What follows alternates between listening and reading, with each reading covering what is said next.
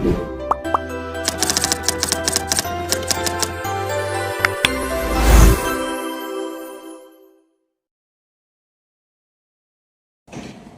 everyone, my name is Navyashri. My name is Vaishnavi. I am Akshya. We are studying in Lamrin Tech Skills University, pursuing B.Tech Electronics, and L&T has given us a project of automated dustbin system.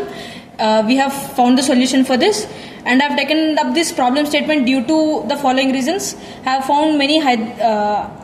have found my surroundings unhygienic, and this is causing problem for public. So I have taken up this project and found the solution. Solution model for automated dustbin system. This model consists of 4 main components: ultrasonic sensor, Arduino UNO, and servo motor.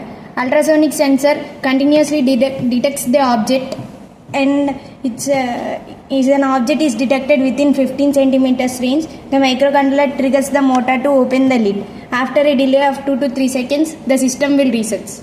And I am telling the benefits of this system. It is a touch-free experience. We can use it by our convenience. It is accessible. It improves public sanitation. It prevents from odor and pests. Thank you. Thank you.